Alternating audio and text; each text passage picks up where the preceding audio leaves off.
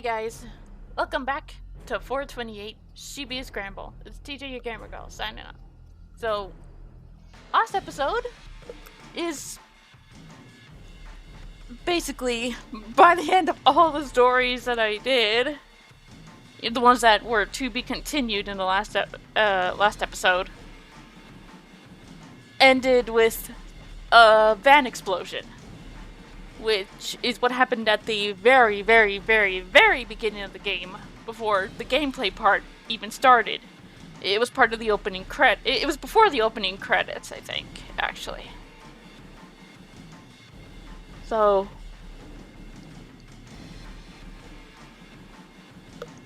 and Maria's been captured by the man with the king to be used as bait for Hitomi. And apparently, according to what Minorikawa heard from Chaki, Toyama is dead. Well, she said committed suicide, but I don't. After, like, as funny as that scene was, where it's like his daughter was slapping him in the face with paper. Like, I think he actually had gotten some resolve to fix things for the sake of Hana. So it's possible he may have got caught in blast. And I hope to God he ain't dead. 'Cause then, one, that would be bad for Hana. And I don't even know if he has a wife. Nobody's mentioned Hana's mom.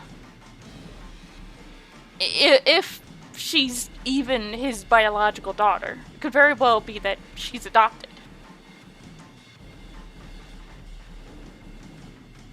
But not just the fact of what Hana would be going through.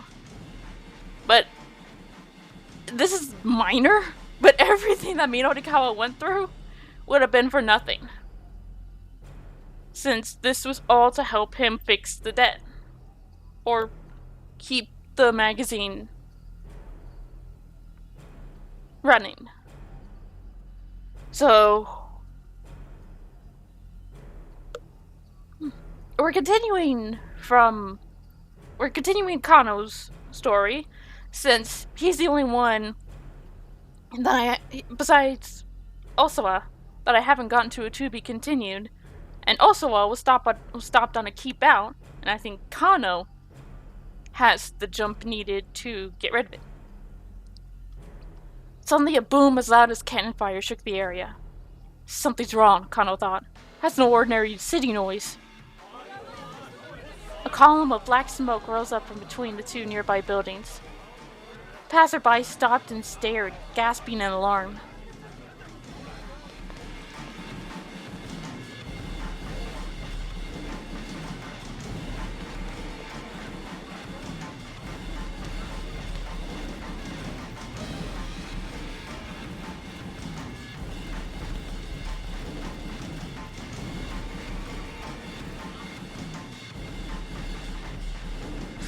It's so interesting seeing actors from two different countries working together, because you can hush for a second. I'm talking. You can tell, like Americans, as far as I've noticed, unless like maybe the director wants it, don't really tend to over animate their movements and stuff. While, from what I've seen, anyways, don't take this as fact. This is all based on what I've seen, and I could be wrong. But I've noticed that Japanese actors, or Japanese people in general, tend to be really, really, really animated. with their movements and their facial expressions, and it's it's it's interesting. It really is.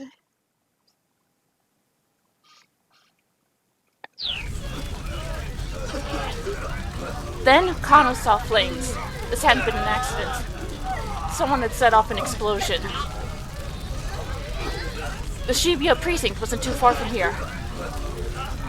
Kano recalled the attempted bioterrorism attack on Gasaki.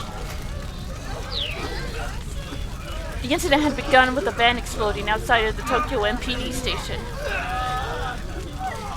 Already a large crowd of onlookers was gathering. Shouts rose up as they took in the scene. What's going on? What happened? That car's on fire! Kano called into HQ, then quickly slipped around to the back of the burning vehicle. It was a minivan. Peering at the flaming chassis, he could see that there was someone inside. Oh no. Could that be Hitomi? Once they had their hands on the antiviral, the criminals would have no further use for Hitomi Osa. Already, the body had been charred to ash. At this point, it was hardly recognizable as human anymore.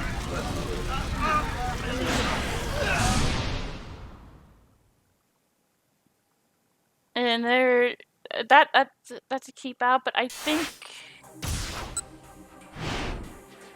yeah. Okay.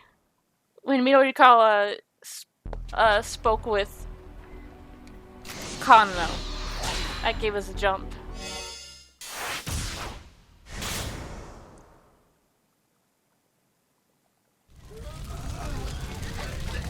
Several people were on the ground nearby, evidently injured by the explosion.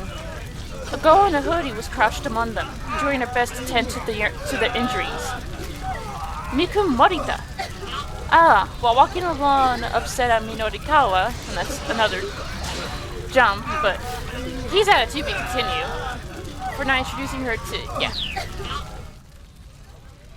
Kano recognized her as the girl he talked to earlier during the traffic jam. Please, he announced. Get back, let me handle this. The girl was visibly relieved. Help her, she said. She pointed to a figure lying on the sidewalk, a short distance from the burning minivan. It was a Middle Eastern girl.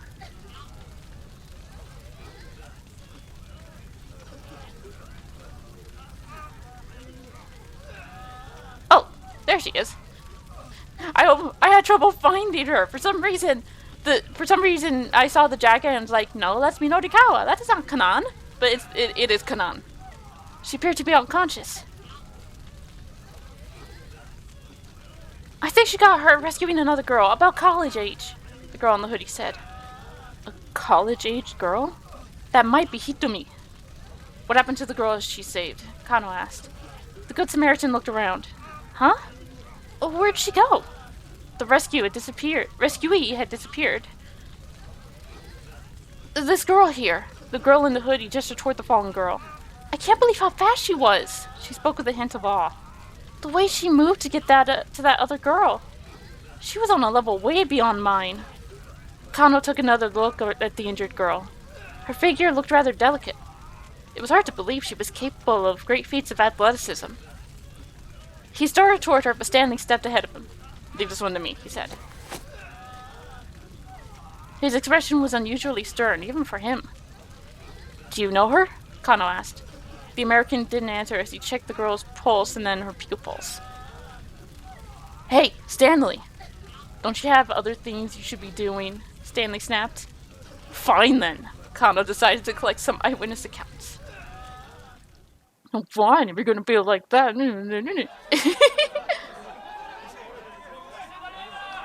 Patrol cars and ambulances arrived at the scene in a steady stream. Once the vehicle fire was under control, things gradually began to calm down. Several officers worked to cover the area around the burned minivan with a blue tarp. Kano got his questioning underway, starting by flashing his badge at a man near the front of the crowd. Excuse me, would you mind answering a few questions? The man puffed himself up. How about you answer a few questions for me? Was this an accident or an attack? We still don't know many details, Kano admitted. The man shoved his finger into Kano's face. Let me rephrase that for you. This is a major incident. Huh? I've been around the block a few times, and I know all your police PR lingo. And when you start talking about the details, that is 100% indicative of a major incident. Well, I sure picked the wrong guy to try and talk to. Stifling his frustration, Kano continued his questioning. Did you happen to notice anything unusual prior to the explosion? Unusual? Well, now that you mention it, I think I heard a cell phone ringtone. A ringtone? No, never mind, forget that. There's no way the ringtone on someone's phone would be audible through all that. The man was probably right, but somehow the idea nagged at Kano. He jotted down a note in his pad. Kano. It was Stanley. Perfect timing. Thank you for your cooperation, Kano told the man. He hurried on his way. Stanley stepped in close enough to whisper. Who was that guy? An eyewitness to the explosion, apparently. Do you have any info? He said he heard a cell phone ringtone at the time of the explosion. Not sure if that's significant, though. Stanley stood silently for a moment, thinking. What about that girl? What about that girl? Kano asked. Has she woken up? No. Going to drive her to the hospital. Huh? Why do that yourself? Just look around, Stanley said. He cast his eyes over the scene. There were still many injured people lying on the roadside. It seemed the authorities hadn't sent enough ambulances. But isn't your car back in Maruyamacho? Kano asked. Under the circumstances, I think it makes sense for me to go back for it, Stanley replied coolly. And I am not trusting him again. Something's off. Something's really off. And it might be because Kanan told Maria that he wasn't a good person and she had to stay away from him. But I don't think I trusted him the moment I met him. Besides, I have a few things I'd like to ask her. Kano was curious. You do? Stanley's cell rang.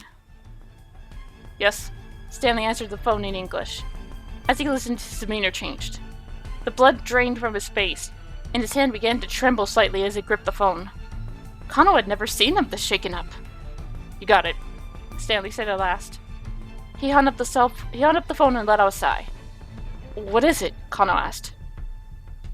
Stanley headed into an alley without responding. Kano hurried after him. Once they were out of earshot of the crowd, Stanley finally spoke.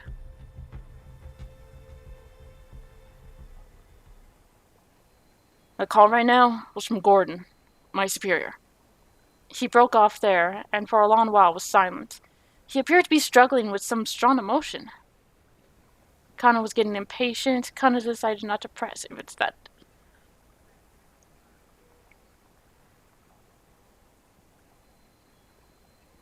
I mean, honestly, it's... Kano decided not to press. If it's that difficult to talk about, you don't have to. No, Stanley said. I should tell you this. He braced himself before continuing. We were contacted at our end by the mastermind of this plot. Those international criminals you mentioned? Correct. Roughly 8 hours ago, they infected Maria Osawa with the Ua virus. Then they let her loose somewhere in Shibuya. Hold on. By Ua, you mean... Kano thought back to his earlier conversation with Stanley. These criminals are trying to get their hands on a new drug, an antiviral drug developed by Kenji Osawa that had shown to be effective against the Ua virus. Stanley hesitated before continuing. This is a killer virus with a 100% mortality rate once it takes hold. Kenji Osawa's antiviral is our only means of combating it. Mortality rate of 100%? It has an incubation period of 12 hours. In another 4 hours, Maria Osawa will go symptomatic. After that, she'll begin spreading the virus through the city. It's capable of airborne transmission? Stanley nodded. If we don't administer Kenji Osawa's antiviral before she develops symptoms. Yeah? Kano's voice was trembling now. Stanley spoke with complete certainty. Everyone in Shibuya is going to die. Well, then we need to find Maria Osawa and get the antiviral to her as soon as possible, Kano said, panicking. Stanley remained cool. Just calm down. There's more to this story. Stanley was interrupted by a strange sound from the upper floors in a nearby building. Unsure of what it was, the two men hurriedly relocated.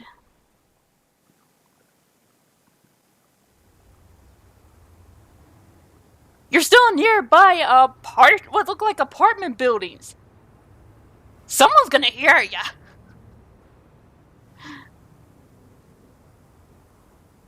Like, aren't those straight up apartments right there? They paused when they came to a vacant lot. A vacant lot. I am for some reason now becoming British. The place was deserted. No need to worry about being overheard here, except by the apartment complex right frickin' there. You said there was more to the story? Kano prompted. The antiviral in question is stored in Kenji Osawa's laboratory.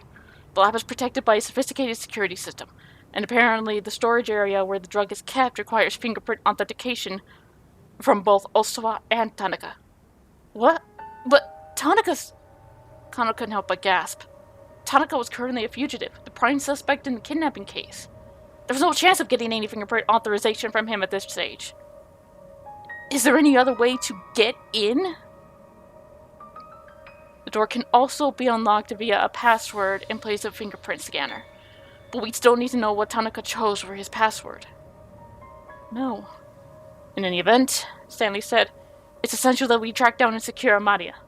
But, he went on, his voice grave, even if we get Maria to safety, the mastermind is now in possession of the Ua virus. If they want to, they can unleash a bioterrorist attack on Shibuya at any time. To put it bluntly, the lives of every man, woman, and child in the city are in their hands. Kano felt a pulse of fear deep enough to give him vertigo. He slowly tilted back his head and gazed at the sky, vast and blue as always. There had to be tens of thousands of people in Shibuya right now. Rumi and Shizuo were among them. And they might all be dead within a day. It felt so unreal. Kano's mind almost couldn't process it. I can't process it either. I screwed up that word. With an effort of will, he shook himself out of his daze. Now was no time to waver. We have to try, he said. In the next 4 hours, we need to find Maria Osawa and figure out a way to stop this mastermind and the Ua virus. The words were as much for himself as they were for his companion. Let's do this, Stanley. We might not always see eye to eye, but together I feel like you and I can find a way. But Stanley averted his gaze. My job here is simply to apprehend the mastermind. Kano felt a resurgence of his earlier anger at Stanley. Once again, he was putting his duties above human life. I'm sorry. Stanley's voice was a quiet mutter. You should get away from Shibuya as soon as possible, Kano. Kano hadn't imagined that the American would ever be worried for him. I appreciate the warning, he said, but I'm seeing this through to the end. This isn't the sort of thing you can solve with just an effort of willpower. Even so, giving up isn't the Japanese detective way. Stanley let out a nasal chuckle. Back to that again, are we? Same to you. Kano managed a tiny chuckle of his own. Listen, Stanley said and went on after a moment. This is just between you and me. The mastermind behind this kidnapping case is an arms dealer who goes by the name Alphard. Beyond simply selling weapons, illegal arms dealers are also frequently involved in smuggling weapons unlawfully obtained through deals with government or military contacts. In recent years, such enterprises have become increasingly globalized. Some dealers form smuggling networks that also deal in money laundering, drug trafficking, and more. Alphard? The attempted bioterrorist attack on Kasumigaseki, a hotel bombing in Chicago? Alphard had a hand in all of them. What do you know about this criminal? Kano asked. Stanley's expression grew even darker.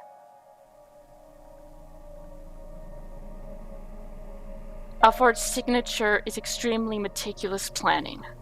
But I don't mean meticulous in the same way you or I might normally think of it.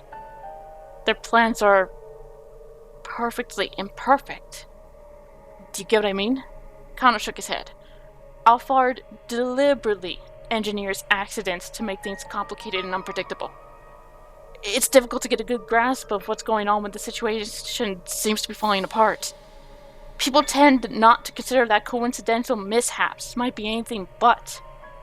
In the end, they don't even realize they were playing right into the mastermind's hands all along. Kano could hear the intensity of Stanley's voice. I'm afraid that's all I can say. Stanley had out his right hand. So you're around Kano. If we're still alive. If we're still alive? Kano let that sink in for a moment. Nah. I'll shake your hand. After we finish this case. With a slight smile, Stanley withdrew his hand. Bros! Dude. The two bumped fists instead. Alright, we'll meet again, Kano. I'm sure of it. Yeah, see you then. No sooner had Stanley departed than Kuze's voice came in over the wireless. Attention all units. As of now, further investigation on the kidnapping case is suspended. The director's voice sounded strangely cold.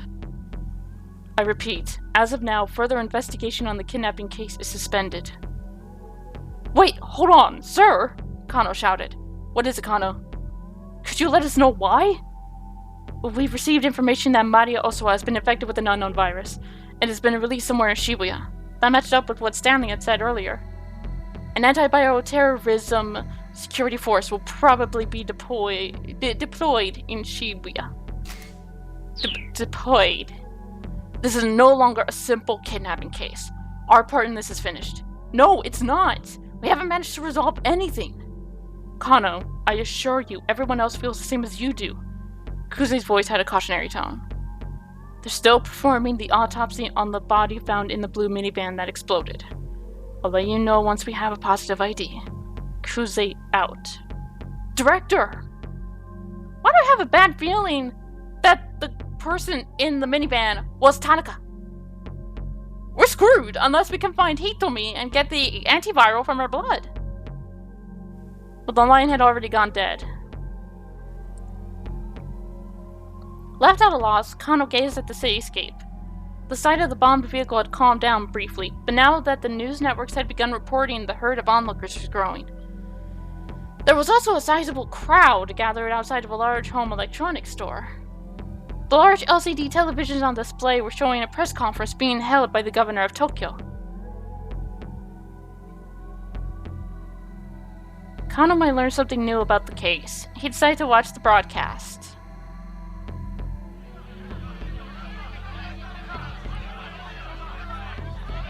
Working closely with the administration, we are keeping a careful eye on the situation as it develops. The governor's expression was solemn as he spoke. The moment he finished his statement, the reporters bombarded it with questions. This seems familiar to the bioterrorist attack on Kasumigaseki 2 years ago. Is there any possible connection? What countermeasures do we have in the event that Shibuya is the target of bioterrorism? The governor was visibly disconcerted. If this does turn out to be a bioterrorist attack, we will establish emergency shelters with a large-scale quarantine station at Yoyogi Park. However, there are still many details that remain unknown. The politician was clearly struggling to maintain his composure. Can you comment on the rumors we're hearing that Shibuya might be blockaded off? Don't be ridiculous, the governor barked. What outlet are you with? Are you trying to start a panic when we don't even know all the details? Besides, it wouldn't even be possible to blockade the whole of Shibuya.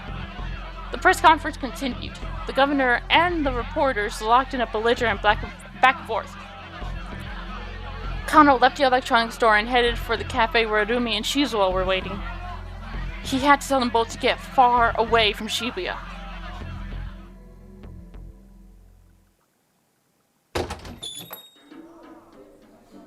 The Café L'Autre seemed quiet when Kano arrived. Shizuo was sitting alone. Kano scanned the establishment but didn't see Rumi anywhere. One of the staff greeted him. Welcome. Just one, sir? No, I'm meeting someone, actually. Of course, sir. The hostess smiled and then went on her way. Shizuo was glaring at him. Kano walked over to him and bowed deeply. It's a pleasure to meet you, sir. I'm Shinya Kano. You look like even more of a knuckle-dragger than I thought. Shizuo maintained his appraising stare.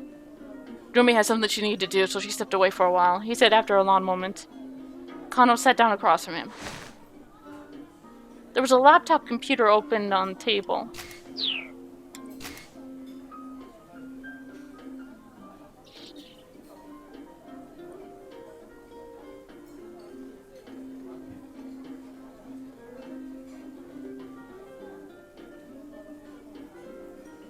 He takes his user handle from a nickname for the apples he grows on his farm, which are pretty little things, and...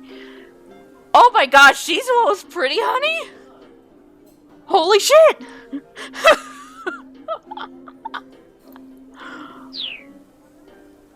The waitress came by to take Kano's order, so he asked for an iced coffee. What are you using the computer for? Kano asked. I'm on the internet. Shizuo's voice was low and gruff. This cafe has an internet connection? May as well start with a little small talk. So what? Again, Shizuo glared at Kano. The words wouldn't come. No, actually, there's no time to be making idle chit-chat. If they got infected with the virus, Rumi and Shizuo might die. Look, please, you need to leave Shibuya right away. Shizuo's face contorted with confusion. What are you talking about? Why? Kano wasn't sure if he should tell the truth or not. He was strictly prohibited from discussing the case with anyone outside the department. As a former policeman himself, Shizuo ought to understand full well the secrecy an investigation required. But it wasn't like he just up and leave town without a good reason. Please, listen.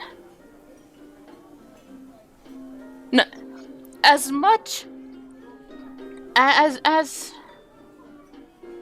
of an ass as Shizuo it has been throughout the game so far, no one should die from this virus. Not Rumi, not Shizuo, no one.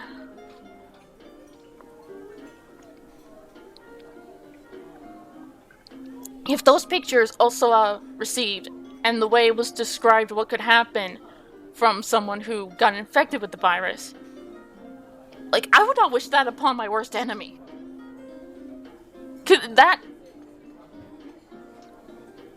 That's... I prefer, like, you know, non-horrible ways to die. Listen, there's a risk of... What's that? What I mean is risk of... Shizuo pounded his fist on the table. Spit it out! Kano just couldn't say it. It didn't matter who he was talking to. He couldn't make himself leak the details of an ongoing investigation. Besides, there was no guarantee a bioterrorist attack would actually happen. If they could just find and secure Maria Osawa before she went symptomatic. Does this have something to do with the case you're working? Huh? You telling me to leave Shibuya? Does that have something to do with the case you're working? Yes, Kano admitted. So why don't you run off with Rumi then? Shizuo's tone was frank. Well, I mean... When Kano didn't have an answer handy, Shizuo let out a single heavy sigh. Is your work important to you? He asked. Kano hesitated. Is it more important than Rumi? Well... Again, Shizuo cut him off as he waffled over how to answer. Me. I used to put my work before my family. There was no question in my mind that combating society's ills and solving cases was worth any price. Because of that, I did some pretty reckless things. Almost wound up dead more than once. Shizuo paused, a forlorn look in his eyes. My wife did nothing but worry about me. So much that I didn't even realize when she'd worried herself sick. I was so caught up in my work that I wasn't even there for her when she passed away. It was all very absurd of me. The waitress came by and set Kano's iced coffee on the table. It sat there untouched until Shizuo looked at it pointedly. With a tiny nod, Kano brought the cup to his lips. The bittersweet liquid was a balm to his parched throat. I told Rumi the same story, Shizuo continued. But I didn't tell her how absurd it was. I told her that her father only did what he had to do. He took a sip from his glass of water. Rumi, she's very much like her mother used to be. The personalities are almost identical. And I don't want her to suffer the same way my wife did. Shizuo's fist clenched in his lap. What was it that made you become a detective in the first place? He asked. Well, at first I got the job because I thought it would make Rumi happy. And then I guess also because I thought it'd make you like me, sir. It was the truth, but Shizuo simply chuckled. If your goal is to get me to like you, you may as well give up now. I'm sorry, sir, Kano said. I can't do that. Are you this stubborn around Rumi? Shizuo grumbled. I love your daughter, sir. I want to keep her safe. To make her happy. And why is that? Whenever I think about her, I just feel so amazing. I'm sure that you or anyone can empathize with that. Everyone has someone they want to protect. Who makes them feel that good? It's an admirable thing, wanting to be a detective and protect the happiness of the people. But that doesn't mean you need to ignore your own happiness in the process. What you say may be true, sir. Earlier today, my partner was stabbed. And today's his wife's birthday. Shizuo arched up his brow. Is he going to make it? We're not sure yet. Last I knew, he was in critical condition. This is why I keep saying that the life of a detective is... Shizuo's words trailed off into a lamenting murmur. Even so, Kano was unmoved. Dictum number 1. Never lose sight of what you're supposed to protect. Ever. What's that? Something that a senior detective I admire very much said. It's the fundamental guiding principle I've stuck to as a detective. But I was wrong about the real meaning behind it. My partner was stabbed. There are people I want to rescue. So much has happened, and now I finally understand what those words mean. When you see someone in trouble, you help them. That's not something a good detective does. That's something a good person does. Kano took a good long look at Shizuo's face. He had surprised himself, finding the words to speak his feelings so clearly, and he wondered what effect it had on the older man. I'm sure that, from your perspective as my future father-in-law, being a detective means that I'm putting my life on the line. But that's not entirely true. I can only be myself. This is the kind of person that I am. I care about helping people. Even if I were a baker or a brewer or a bookseller, I'd still act the same way. You're being ridiculous. A baker and a detective don't assume anywhere near the same risks. I suppose that's true. Kano fussed with his hair sheepishly. Shizuo grumbled. But they can see what kind of man you are now. He sounded oddly defeated. Which is why now is no time to just futz around. Kano sat up straighter at Shizuo's weighty tone. A detective needs more than just passion. A detective can't solve all his problems with sheer determination alone. But at the same time, he needs more than just the ability to coldly assess a situation.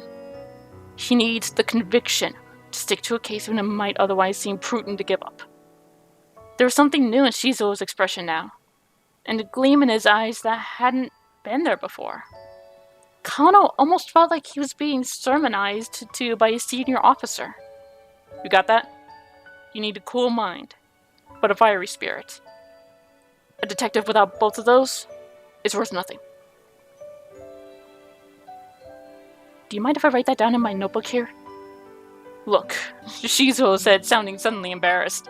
Aren't you in a hurry? Don't you have to get back to your case? Yes, and sir, please, I need you and your daughter to leave Shibuya right away. Yeah, I hear ya. Kano conjured up Rumi's face in his mind. There was a chance he might never see her again. He forced the thought away as best he could. By the way, if I may ask, Shizuo said, what was it about Rumi that made you fall in love with her? What? Where's this coming from all of a sudden? Was it her looks? No, it wasn't just that. Kano found himself tongue-tied again. I mean, she is pretty cute, even if this is my own daughter I'm talking about. Shizuo shocked him by grinning from ear to ear. Well, yes, she sure is, Kano replied. But it's more than just that. She's also very sweet and kind-hearted. She is, isn't she? Yeah, she really is. For the first time, Kano and Shizuo smiled at one another. You're a man who lets his emotions show on his face, Shizuo said.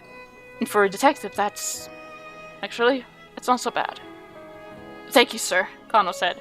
He bowed to Shizuo as he stood up from his seat. Never lose sight of what you're supposed to protect, huh? I like that. Wise words indeed. Kano turned to look back, and then bowed deeply to Shizuo one last time.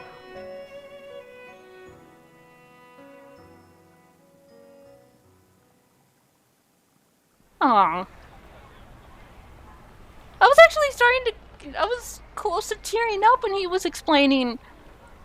When Shizuo was explaining why he didn't want his daughter to be with... Why he initially didn't want his daughter to be with a detective. The main reason he didn't want his daughter to be with a detective and why he quit being a detective himself. I was genuinely going to start tearing up. I feel like we're close to ending this chapter. I want to continue. The ability to coldly assess a situation. Kano knew what he needed to do. There was another thing that was nagging him. No matter how hard he thought about it, it still didn't add up. Why would Tatano let Al-Katawan go free? He needed to go back to the precinct to get the truth from Al-Katawan firsthand. As he walked, he considered what he did know about the facts of the case. Just what sort of plan had Alphard put into motion here? It seemed that Tanaka and Osawa held the keys to understanding it. There had been relay handoffs of the phony attaché case, a relay that Tanaka had been complicit in. Then there was Hitomi missing, carrying the antiviral. Here's the jump to... I knew Kano had it! Osawa had confirmed that himself. Kano was starting to form a vague picture of what Alphard was up to. If the Mastermind's goal was to acquire the antiviral, then obtaining the cooperation of Osawa and Tanaka was vital to that plan. After all, their fingerprint verification was required to physically assess the drug. In order to overcome that hurdle, Alphard had presumably managed to win over Tanaka somehow, and had then kidnapped Maria Osawa to provide leverage against her father. No doubt that was how they'd gotten Hitomi to take the antiviral with her to Hachiko. While the police were distracted by following the attaché case, Alphard would then take the antiviral from Hitomi. That was the general plan as far as Kano could surmise. Just then a call from Kuze came in over the wireless. We've identified the body found inside the blown-up minivan. Kano's hand tingled as he gripped the wireless. Why did I have to be right? Alphard is leaving no loose ends, and apparently he saw Tanaka as one.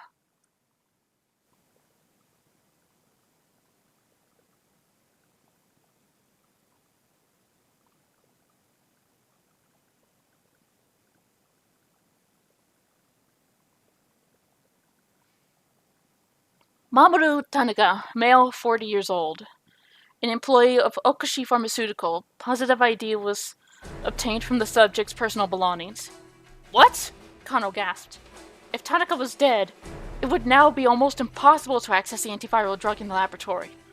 At this point, the only antiviral they had any chance of obtaining was whatever Hitomi was carrying. Kano thought back to what Stanley said earlier. Even if we get Maria to safety, the Mastermind is in possession of the Ua virus. If they want to, they can unleash a bioterrorist attack on Shibuya at any time. To put it bluntly, the lives of every man, woman, and child in the city are in their hands.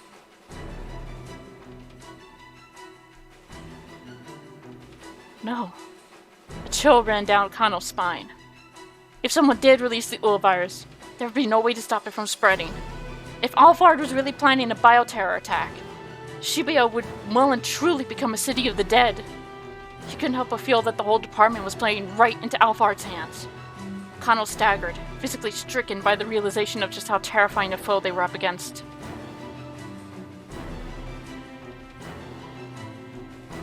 To be continued. Now we just need to finish up Osoa's block.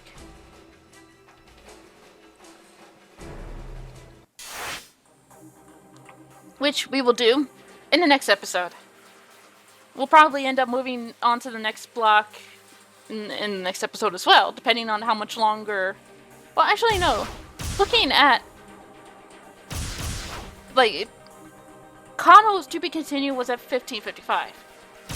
So... I don't think we have much of Osawa's current block left.